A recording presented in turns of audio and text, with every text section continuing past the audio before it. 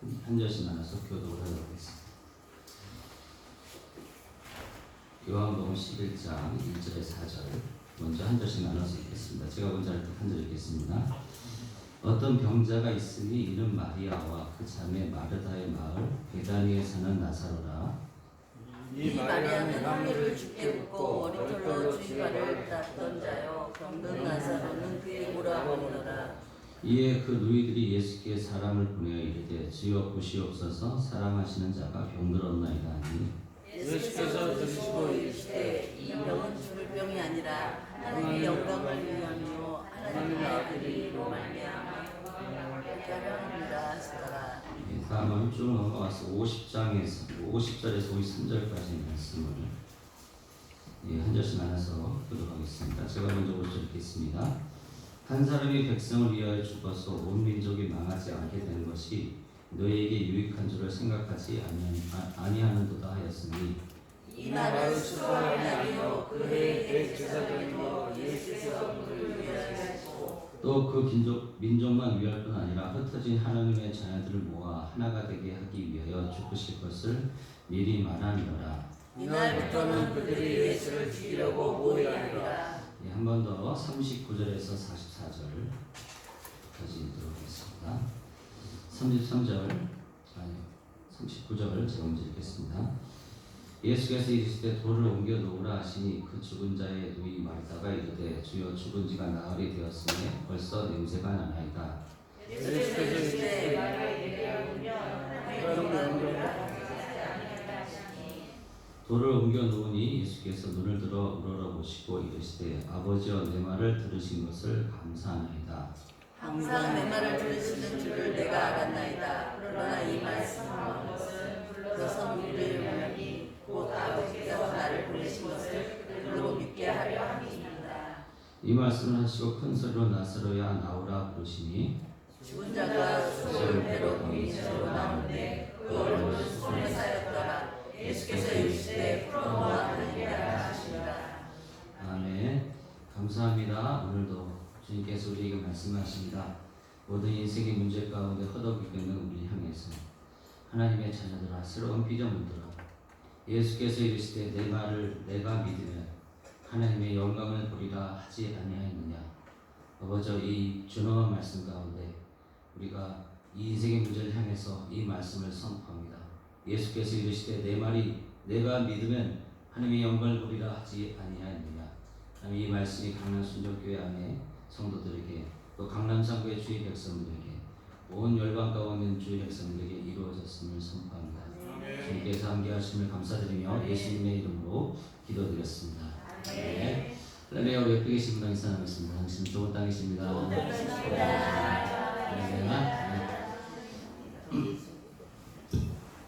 자, 이제 오늘은 이제 표적의 복음을 말하라 7번째 시간입니다. 우리가 이 표적에 대한 복음을 이거 어디서부터 시작했는지 좀 기억을 더듬어 보면 우리에겐 고난이 있다, 환난이 있다는 것입니다. 고난이나 환난이라는 것은 우리 예수님 믿으면 새로운 피조물인데 왜 여전히 나는 이렇게 감정적으로 어렵고 삶이 힘들고 고달프고 질병 가운데 있고 새로운 피조물로서의 어떤 그런 모습이 보이지 않는 걸까? 이미 우리는 새로운 피조물이기 때문에 보여야 되는데 보이지 않는 것이 너무나 원통하고 애통하다는 것입니다. 근데 우리가 그걸 인식하는 수치가 너무 낮다 보니까 내가 이렇게 사는 것이 그냥 당연한 것처럼 내가 뭔가 잘못해서 이런 상황이 만들어진 것처럼 그냥 받아들이려고 하고 있다는 것이죠. 그래서 우리는 그 과정 안에서 그럼 그 고난과 환난이 무엇인가를 다뤘었죠. 그래서 고난이라는 게 환난이라는 게 세 가지가 있다는 것입니다. 보통 첫 번째는 죄의 고난이다. 죄의 고난, 그 죄의 고난만 인식하면 계속해서 하나님 무엇을 먹을까, 무엇을 마실까, 무엇을 입을까, 왜 하나님 이거 안 주시는 거예요? 왜 이건 나를 이렇게 곤란하게 하시는 거예요? 그런 관점에서 기도하기 때문에 그것만 해결해야 됩니다. 그래서 무엇을 먹을까, 무엇을 마실까, 무엇을 입을까 떨어지면 또 그것을 또 누군가 어떤 대상이 준다고 하면 그 대상을 또 따라가서 자꾸 무너진다는 것이죠. 그러나 구원을 받지 않은 것은 아닙니다. 근데 고난에는 죄의 고난만 있는 것이 아니라 우리가 어떤 고난이 있었죠? 부당한 고난이 있다는 것이죠. 그 부당한 고난에 대해서 욥기가 말하지 않습니까? 욥이라는 사람은 사람들 주변에서 잘 도와줬어요.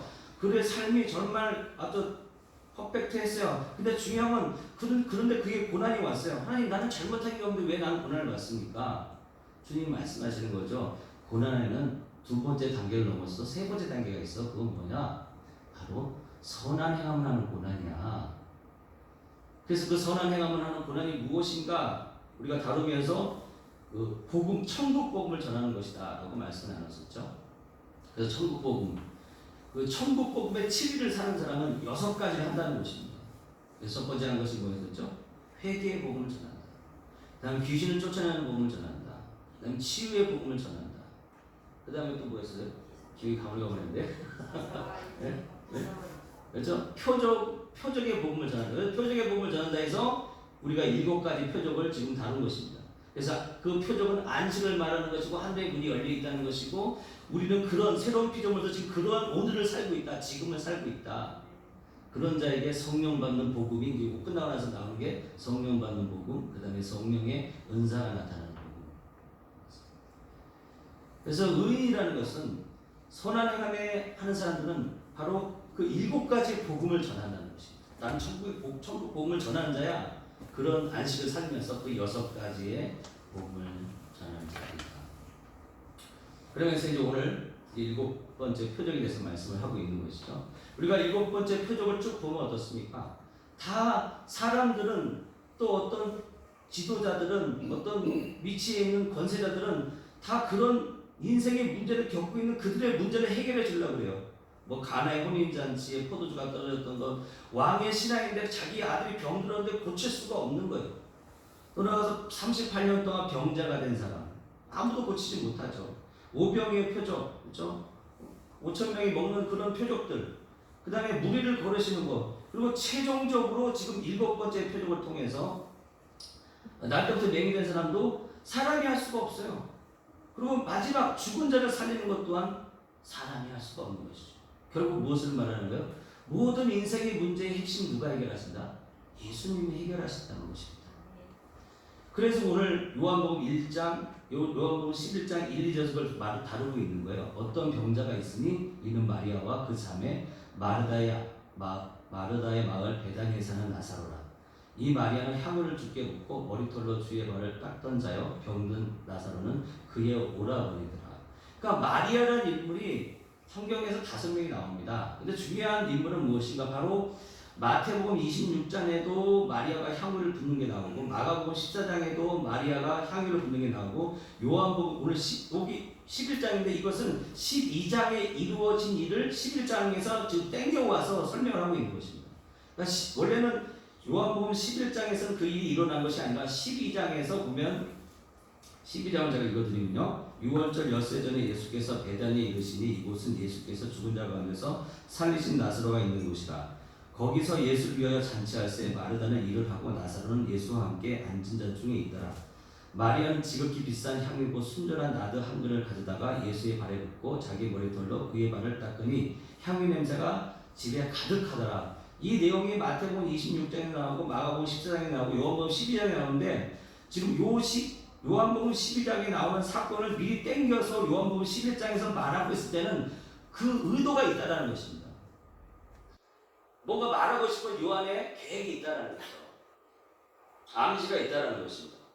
그러면 우리가 그걸 통해서 우리가 잘 아는 것처럼 마리아가 향유를 부는 걸 통해서 지금 무엇을 예비하고 있죠? 예수님의 장례를, 예수님이 이제 죽으실 건데 그 장례를 예비하기 위해서 미리 향유를 붓고 있다는 것입니다.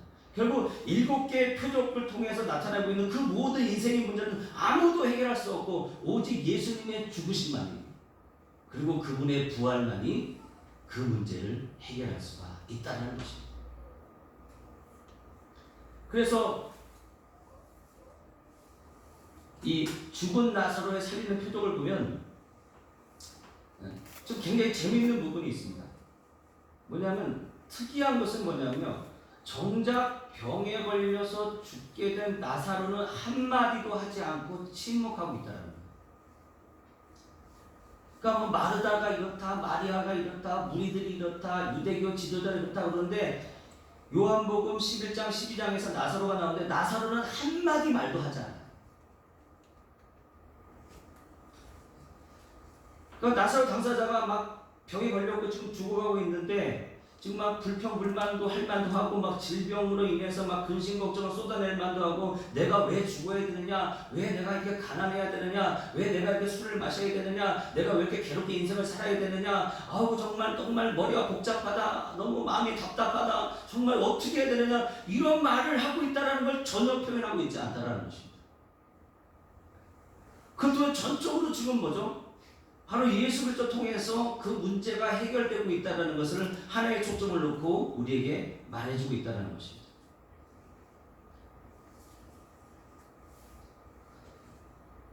성경은 오직 나사로가 죽음 속에서도 순종하고 있는 그 모습만을 어필할 뿐이에요.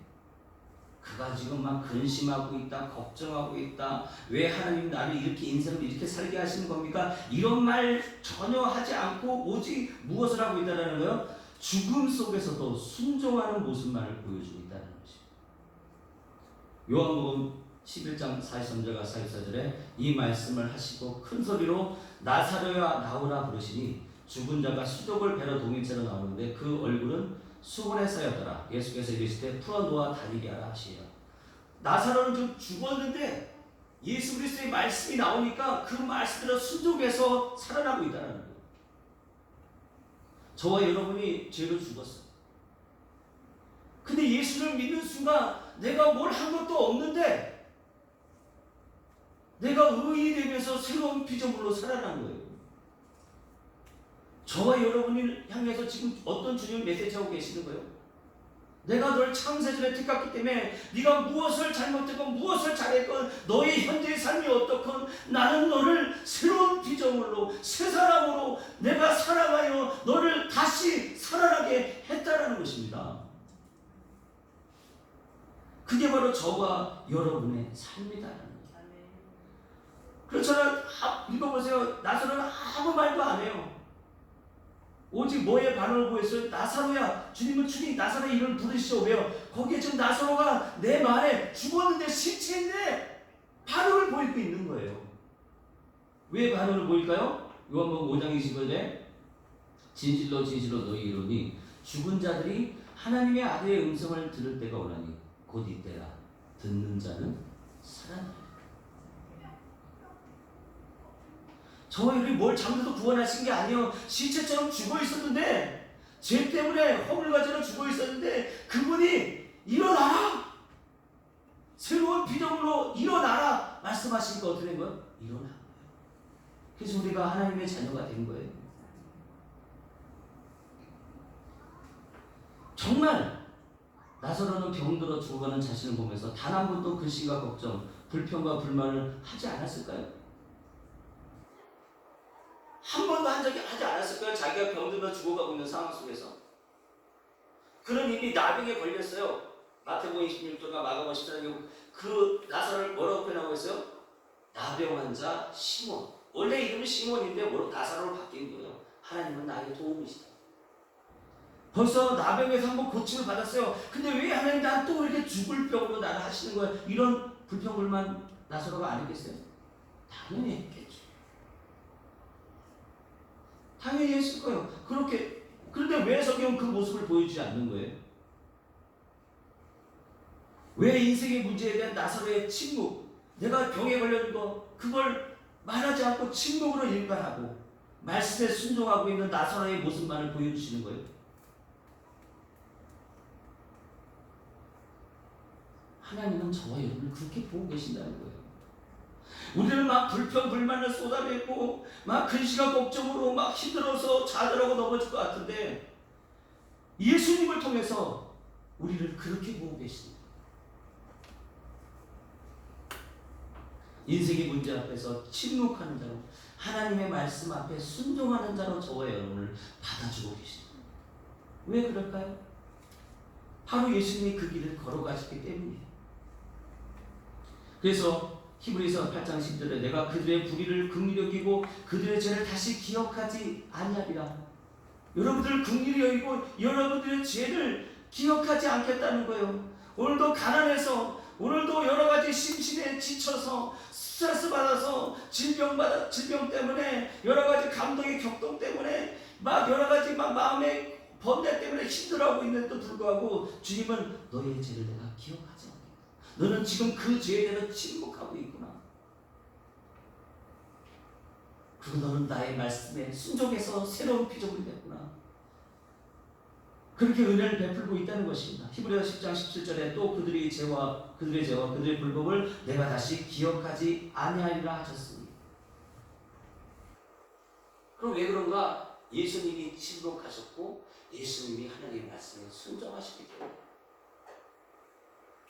모든 인생의 문제를 일으킨 죄를 지고 가시는 그 예수님이 침묵하고 계신다는 거죠. 예수님 그 죄 때문에 내게 하나님 예수님 왜 하나님 나에게 왜 이런 죄를 다 뒤집어 씌우시는 것입니까? 그렇게 말하고 있지 않다는 거예요. 이사야서 53장 6절에 우리는 우리의 모두 양처럼 흩어져 제갈 길로 갔으나 여호와께서는 우리의 모든 죄짐을 그에게 지게 하셨다. 그 죄짐을 지고 맹인이 그 눈이 낫는다라는 그것 때문에 침을 뱉어도 그것이 모욕이 아니고 내가 낫는다면 어떤 불편한 것도 감수하겠다고 말하는 것처럼 나사로에게 하나님은 죽음이라는 침을 뱉었는데 그거에 대해서 전혀 불편하지 않은 거예요. 왜? 나는 살아날 것이고 나는 영생이 있기 때문에. 저와 여러분도 영생의 삶을 살고 있습니다. 여러분에게 침을 뱉고 계세요, 하나님께서. 근데 이미 나는 회복됐고 치유됐고 영생의 삶을 살고 있는 자에게는 그 침이 전혀 불편하지 않은 것처럼 여러분들에게 하나님은 어떤 침을 뱉고 계십니까? 가난의 침을 뱉고 있습니까? 질병의 침을 뱉고 있습니까? 하루가 다르게 격동하는 그 마음의 심란함의 침을 뱉고 계십니까?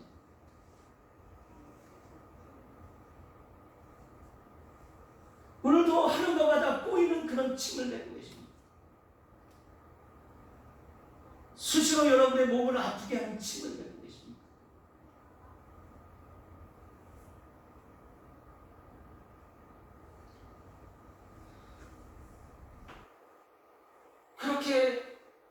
그래서 그 인류의 죄를 짓고 가는 그들을 향해서 사람들 어떻습니까? 침을 뱉지 않습니까? 예수님. 근데 주님은 어떻게 하십니까? 이사야 53장 7절에 그는 매를 맞고 고난을 쉬운 성경으로 저기 읽어드리겠습니다. 그는 매를 맞고 고난을 당하였으나 마치 도살장으로 끌려가는 어린 양과 같이 아무 말도 하지 않았다. 털을 깎이는 양과 같이 잠잠하고 입을 열지 않았다.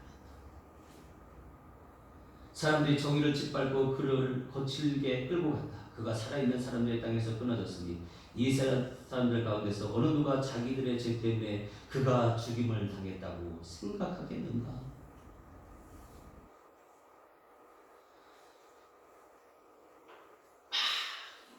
유대교 지도자들이 예수님을 막 죄로 막 힐난합니다. 그 얘기를 들은 빌라도가 이렇게 말합니다. 다시 관정에 들어가서 예수께 말하되 너는 어디로부터 왔느냐 하되 예수께서 대답하여 주지 아니하시는지라. 빌라도가 이르되 내게 말하지 아니하느냐? 내가 너를 놓을 고난 데 있고 십자가로 못 박을 고난 데 있는 줄 알지 못하느냐? 침묵하시고 나사로는 실제적으로 병에 걸려서 왜 나를 죽게 하십니까? 불평불만하고 근심과 걱정을 쏟아내고 한숨을 쉬고 인생을 살았지만 예수님이 침묵하시기 때문에 하나님은 예수님을 통해서 나사로야 너는 그 나병과 죽을 병 속에서 나에게 불평불만하지 않았구나. 근심 걱정을 쏟아내지 않았구나. 그렇게 말씀하고 계신다는 거죠. 그리고 예수님이 어떻습니까? 누가복음 20장 40절에 이르시되 아버지가 만일 아버지의 뜻이거든 이 잔을 내게서 옮기시옵소서. 그러나 내 원대로 마셨고 아버지의 원대로 하옵소서. 그분이 어떻게 하신 거예요? 순종하신 거예요. 빌립보서 2장 8절에 사람의 모양으로 나타나사 자기를 낮추시고 죽기까지 복종하시니 곧 십자가에 죽으시며 그분은 그렇게 침묵하셨고 하나님의 말씀에 순종하셨기 때문에 하나님은 그 나사로를 보면서 어떻게 하나님이 그를 나사로를 어떻게 생각하시는가? 그는 질병과 사망 속에서 침묵했다. 불평불만하지 않았다. 근심 걱정을 말하지 않는다. 그는 죽은 중에도 내 말을 듣고 살았다. 순종했다. 이렇게 인정해주고 계신다는 것입니다. 그래서 그 영광을 보기를 원하느냐? 주 예수를 믿으라. 그리하면 영광을 보리라. 너희들은 너희 스스로 뭔가 해결해 보려고 여기에 저기에 다니면서 분주하지만 주 예수를 믿으라. 그러면 영광을 보리라. 그렇게 말씀을 하고 계신다는 것입니다. 예수님은 나사로가 병들었다는 말을 듣고 베다니 나사로의 집에 오기 전에 제자들에게 미리 말씀하십니다. 이 병은 죽을 병이 아니라 하나님의 영광을 위함이다. 실제로 나사로가 이 병 때문에 죽었어요. 근데 주님은 뭐예요? 이 병은 죽을 병이 아니라 하나님의 영광을 위함이다라는 것입니다. 실제적으로 죽음이 일어난 줄 주님은 뭐죠? 이는 살아있다라는 거예요. 하나님께 영광을 돌릴 자라는 것입니다. 이 병은 죽을 병이다. 우리는 이 병 때문에 힘들죠.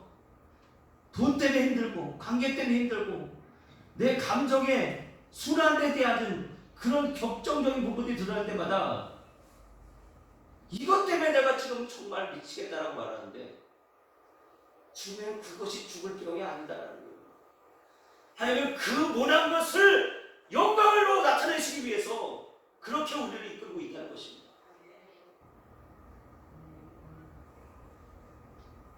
그렇게 나사로는 예수님을 통해 하나님의 영광을 나타내는 자로 인정받고 계신다.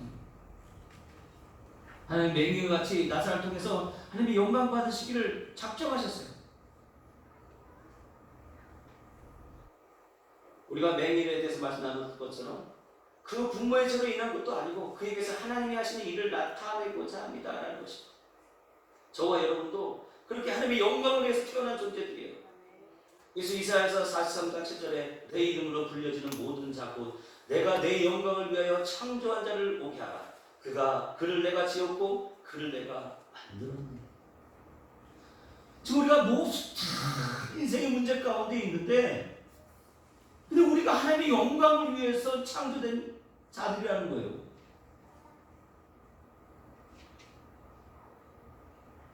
오늘도 그 문제 때문에 옆에 있는 사람을 괴롭히고 있잖아요. 그 문제 때문에 나에게 화나 있어. 나 지금 섭섭해. 나 지금 괴로워. 나 지금 고통스러워.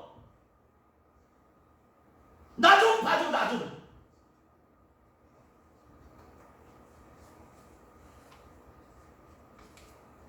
그렇게 하고 있는데 그러면서 자기 자신이 속을 얻었습니까? 내가 이렇게 이기적일까? 그런데 주님은 뭐라는 거예요? 내가 영광을 받기 위해서 창조했다는 거죠.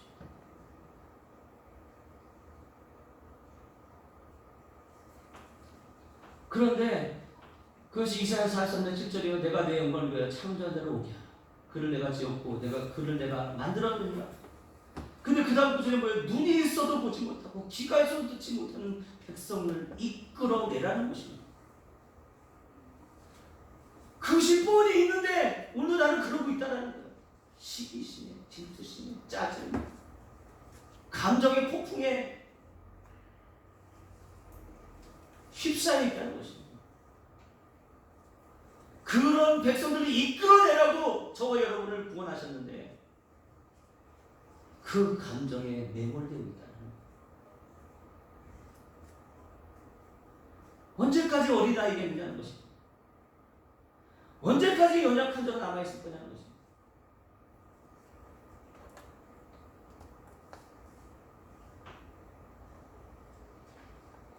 날 때부터 맹인된 자, 하나님이 하신 일은 무엇이요? 하나님께 영광을 나타내는 일이요. 하나님이 하신 일이 뭐예요? 예수님 말씀하셨잖아요.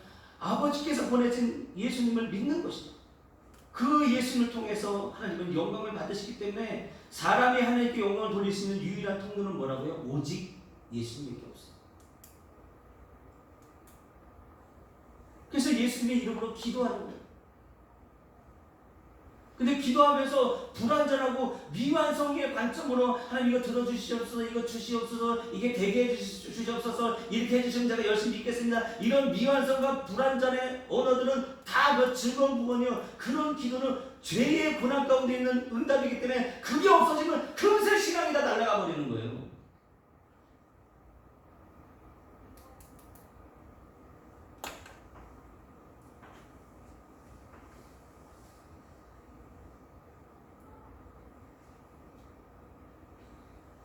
아까 말씀드렸던 것처럼 맹인에게 예수님이 침을 뱉으셨어요.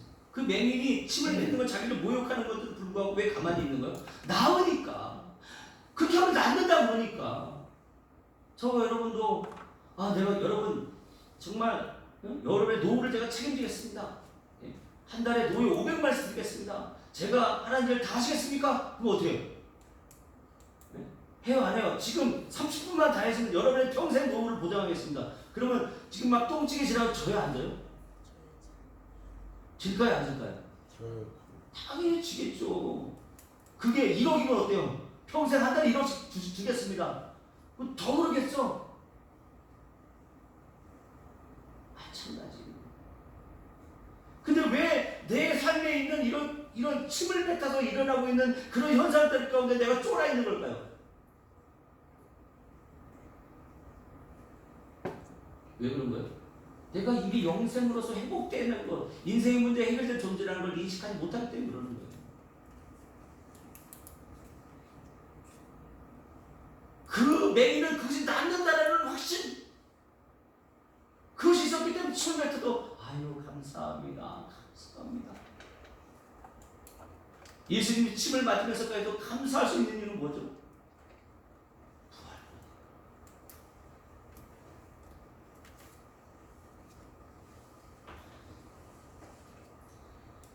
영광이 작전된 치유가 간절한 맹인이 예수님의 침을 뱉으시는 것이 전혀 불편하지 않은 것처럼 모든 날이 안식인 모든 날이 영생의 삶임을 인식하는 우리에게는 그 침을 뱉는 하나님의 테스트가 전혀 불편하지 않고 부정적이지 않고 부담스럽지 않다는 것입니다.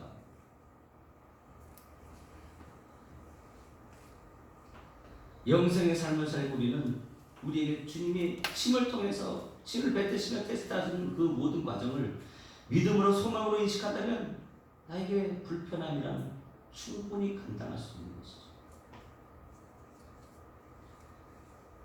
예수님도 침 뱉음에 모욕을 당했습니다. 우리의 모든 죄악을 담당하기 위해서. 마태복음 26장 67절에 이에 예수의 얼굴에 침 뱉으며 주먹으로 치고 어떤 사람은 손바닥으로 때리며 마태복음 20장 30절에 그에게 침 뱉고 갈대를 빼앗아 그의 머리를 치더라. 마가복음 10장 34절에 그들은 능욕하며 침 뱉으며 채찍질하고 죽일 것이나 그는 3일 만에 살아나리라 하시니. 누가복음 18장 32절에 인자가 이방인들에게 넘겨져 희롱을 당하고 능욕을 당하고 침뱉음을 당하겠으며 히브리 신명절에 믿음의 주여 또 온전하게 하신 이 예수를 바라보자. 그는 그 앞에 있는 기쁨을 위하여 십자가를 참아서 부끄러움을 개의치 아니하였으니 하나님 보좌 우편에 앉으십니다.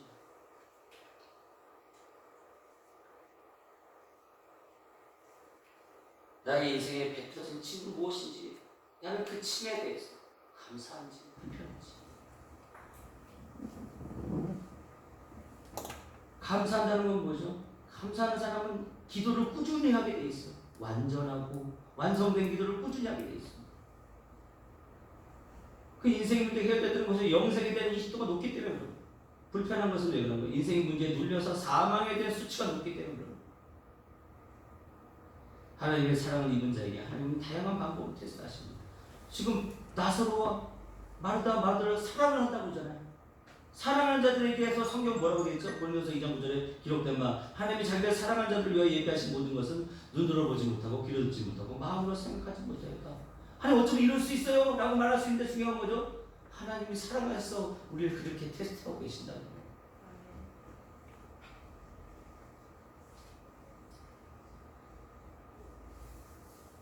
그러면 다시 한번 돌아가겠습니다. 향유를 붓는 그것과 왜 나사로를 연결시키고 있죠? 바로 예수님의 죽음만이 그 모든 죄를 해결할 수 있다는 것이고 모든 인생의 문제의 종결점은 뭐라고? 죽음이에요. 그래서 사람들이 살다 못 살면 죽는 거예요. 죽으면 다 끝나겠지. 근데 성경은 죽음으로 끝나지 않는다는 거예요. 그건 우리의 생각일 뿐이고. 근데 우리는 생각하죠. 죽으면 돼. 그렇죠. 우리 그렇죠. 일본 사람들 다 바다에 다 빠져 다 죽었으면 좋겠잖아요. 섬을 들어가지고 이렇게 뒤집었으면 좋겠잖아요. 하나님이. 예? 그러면 제가 일본 일본 우리를 괴롭히는 그 문제가 다 해결될 것 같잖아요. 우리의 생각은 그렇다는 거예요. 근데 모든 인생은 종결이 죽음이라 생각하는데 그 죽음에 대해서 사용하는 방법이 각각 다 달라요. 그 사용법이 다 다르다는 것이죠. 예수님은 어떻습니까? 이 병은 죽을 병이 아니야.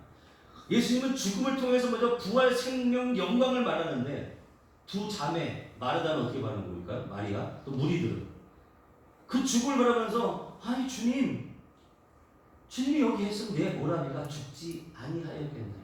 마리아도 내 오라비가 죽지 아니하였겠나이다. 무리들은 요한복음 10장 30절에 그중 어떤 이는 말하되 맹인의 눈을 뜨게 한 이 사람이 그 사람은 죽지 않게 할 수 없었더냐? 똑같은 죽음을 보여 주님은 생명이요 영생이요 영광을 하나님이 나타낸다 이렇게 반응을 보이는데 마리아와 마르다 무리들은 왜 그런 문제를 저에게 주시는 거예요? 예? 나사를 좀 살려놓지 왜 죽이시는 거예요? 왜 날 가난하게 하시는 거예요? 왜 날 고통스럽게 하시는 거예요? 언제까지 이러실 거예요? 왜 나만 그래요? 계속 그러고 있다는 거예요, 인생들이.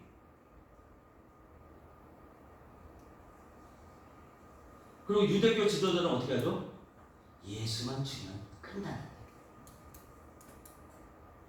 그래서 요한복음 11장 48절에 만일 그를 이대로 두면 모든 사람이 그를 믿을 것이요. 그리고 로마인들이 와서 우리 땅과 민족을 빼앗아가리라 하니 한 사람의 백성 되어 죽어서 온 민족이 망하지 않게 되는 것이 너에게 유익한 줄을 생각하지 아니한 듯 하였으니 이날부터 그들이 예수를 죽이려고 모이하라. 유대 지도자들은 뭐야? 예수님 때문에 막 문자 복잡한 거예요 지금. 모든 인기가 다 예수님한테까지 막 표정이 나타나니까 다 믿으려고 그러지. 이 문제 어떻게 해결하지? 그들이 택한 건 뭐야? 죽여버리자. 예수님은 죽음에서 생명과 영생과 영광을 나타내는데 일반 대중들은 어떻습니까? 하나님 왜 날 이렇게 힘들게 하시는 거예요? 이런 거 안 주시면 안 돼요. 왜 에덴 동산에다 생명나무 선악과 만드셔가지고 이런 트러블을 이런 사단을 만드시는 거예요? 유대교 지도자들은 왜 예수라는 사람이 나타나가지고 그 말이야. 그거만 없어지면 될 텐데.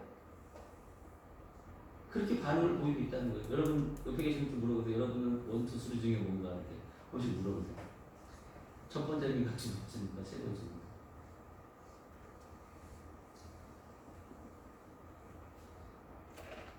그래서 나사로는 침묵하고 순종하는 대조적인 반면에 마르다, 마리아, 무리, 유대 그 지도자들은 말이 많아요. 각종 해결 방안들을 근심과 걱정을 불평과 불만들을 뱉어내는데 그들 향해 주님은 말씀하십니다. 뱉어내는 중 하나가 뭐였어요? 돌을 옮겨놓으라 그러니까 죽은 자의 누이 마르다가 이르되 주여 죽은 지가 나흘이나 되었으니 벌써 냄새가 나나이다. 그때 주님 하신 말씀은요. 예수께서 이르시되 내 말을 내가 믿으면 하나님의 영광을 보리라 하지 아니하니라. 여러분의 인생의 문제를 향해서 주님 똑같이 지금 말씀하고 계시는 거예요. 하나님 나는 지금 돈이 없어요. 하나님 나는 지금 이렇게 아이들이 문제예요. 남편이 문제예요. 아내가 문제예요.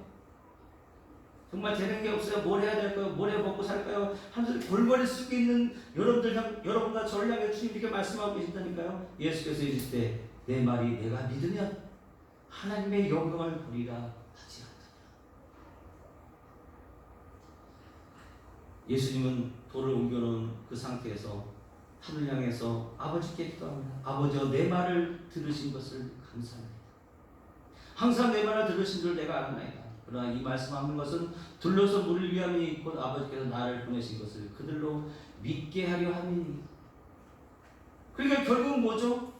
바로 믿는 것, 그 믿음 안에 영광이 있다는 거예요. 그 믿음의 신의 굳은 뭐라고요? 마음으로 믿었으면 말을 해야 된다. 옆에 있는 집사가 너무 싫어. 나한테 관심 안 가지는 것 같아 너무 찝찝해. 그럼에도 불구하고 감사해. 요즘에 어떻게 지내고 있어? 너무 보기 좋아. 활짝 웃으면서 여기는 들어오기 전에 교회나 집에 들어가기 전에 이렇게 삐져서 일반적으로 이렇게 하고 최대한 스마일 만들어서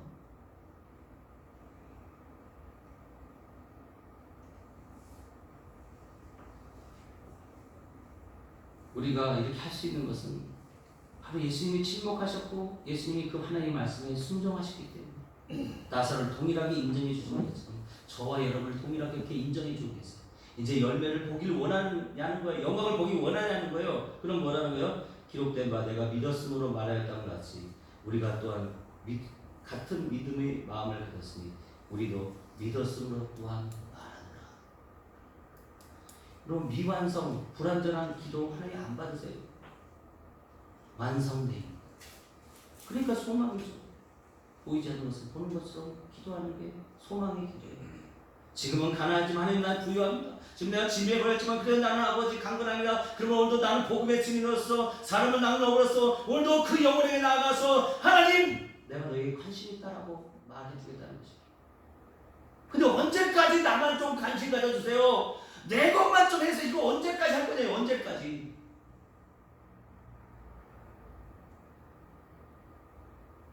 이제 우리는 보내심을 받은 자예요.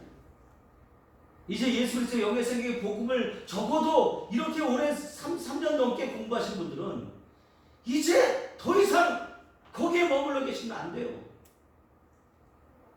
나만 봐줘. 안 돼요.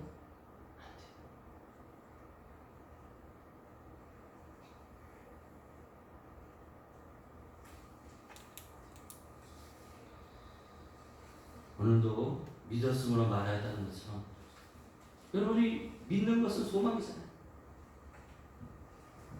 그 소망을 오늘도 고백하시고 저와 여러분 되시고 주님의 이름으로 축원합니다. 아멘.